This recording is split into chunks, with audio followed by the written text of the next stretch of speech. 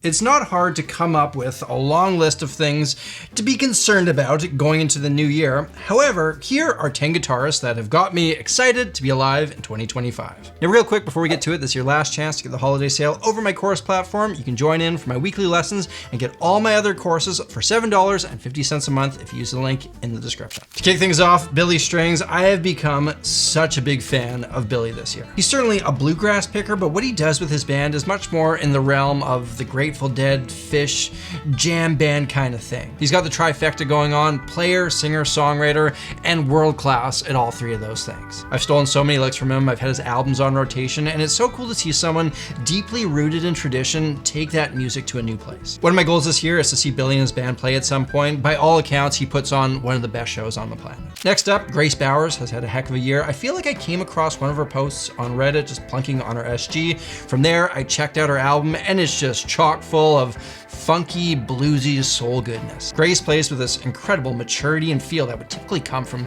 some beat up old road-worn soul who's been at it for decades, and it's crazy to think that she can't even buy a drink yet. It's gonna be great to follow her this year. She just has such a bright career ahead of her. Now, I've recently become hip to Mk.gee, and man, what an immense talent this guy is. Indie, lo-fi singer-songwriter with impeccable pop sensibilities and the world's best, worst guitar tone. One of my favorite things in music is when something has just a completely unique and identifiable sound, and that is Mk.gee. What he does is so interesting to my ear and captures such emotion. You'll love to see it. So there's this dude who's been popping up in my Instagram feed, and he is such a pleasure to listen to. I don't know much about him. The account is Acoustin2. I guess Acoustin1 was taken. There's not a lot more information there, but he turns his nylon guitar into a turntable is the best way that I can explain it. It sounds like he's sampling the funkiest R&B licks for his old school hip hop DJ gig, but he's actually doing everything on a freaking classical guitar. I've never heard anything like it before. It's so well executed, and the groove, man, he just lays down the groove. Here's another gift I received from the social media algorithm: Steven Wilson Jr. Here's a singer-songwriter that encompasses everything great about country music. He's everything I wish people thought of when they think about country. A guy with his acoustic guitar singing deeply personal songs that will resonate somewhere within you. His voice has got that outlaw punk rock thing in it, and man, the songs are so good. He's got this one tune called I'm a Song that he wrote dedicated to his dad, who passed away. And I'm not really one to get super emotional when it comes to music, but when I hear that song and I think about my kids, I'm telling you, it unzips me. And it's so refreshing to see a guy gain this kind of traction on the back of a good song. This is just a guy with amazing music cutting through. Tycho's a bit of an outlier on this list. He's much more a producer of electronic music who incorporates guitar than someone who is guitar-centric. But that's what I love about what he does. The guitar is very much part of the soundscape, and while the songs often center around the guitar, it's very much not guitar music, if that makes any sense. Because I find that guitar instrumental music often falls back on elongated solos or flashy techniques or that kind of thing, which I can only handle so much of. With Tycho, it's all about the compositions. It's instrumental guitar music that's been stripped down. It's so simple. It's so geniusly crafted. He's got a new album out, which I actually haven't checked out yet, but he's on tour this year, and I desperately need to find myself at one of his shows. Now, one of the exceptions I will make to the instrumental guitar thing is this group called Buried Alive, featuring the guitarist Charles Caswell, and I don't even really know how you classify this music. It's like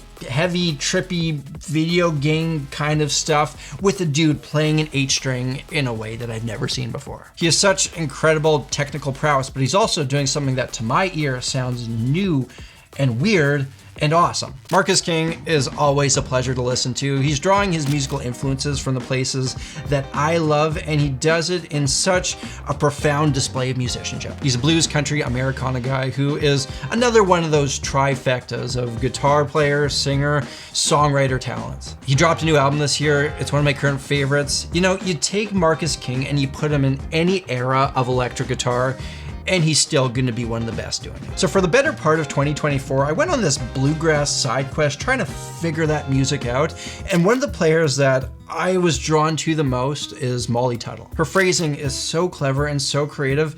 Many times it has happened where I'd be learning one of her solos and I'd find this lick that I would obsess over for days, just trying to force it down into my musical subconscious. She sings amazingly, has incredible tunes, but for me, the way that she'll weave her way around the simple chords of a bluegrass standard has me completely in awe. And last on my list is John Mayer. A bit of a cop-out, but you know what?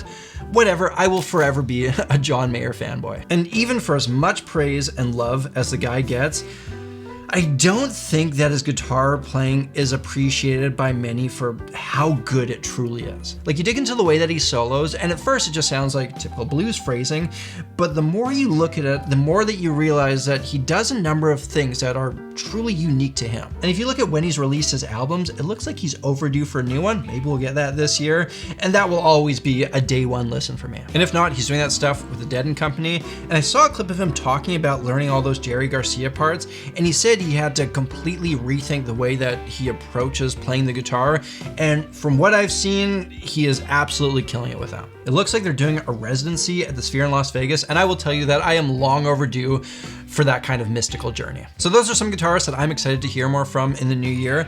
To wrap up this video, I'll tell you about a few projects of my own that are gonna start making their way into the world in 2025. We got a bunch of new features and lessons planned for the Samurai Guitar Dojo, including ways for us to interact more and grow the community. And remember, if you wanna join in, we got that holiday sale. Using the link in the description, you're gonna get in for $7.50 a month. As well, you're gonna gain access to all my other courses. So get that while you still can. Besides that, I've got 4 original songs that have taken me like years to put out. There's been a lot of hangups getting that out there, but they're ready to be put into the world. I just need to figure out how I'm actually gonna do that, so keep your ears open for that. As well, within the next few months, I'm gonna be making one of the biggest moves in my career. It's something I'm so excited for. I've been working so hard on this for so long, and it's so cool to see it all come together. I can't announce it quite yet. Still gotta dot the T's and cross the I's, but you'll be hearing about something very cool very soon. And with that, I'm gonna take a week off to hang out with the family, and then I'm gonna take a week just to shoot a bunch of dojo lessons. So you won't be seeing any new videos from me for a little bit, but then we're gonna get back to it. I have a feeling 2025 is gonna be a good year.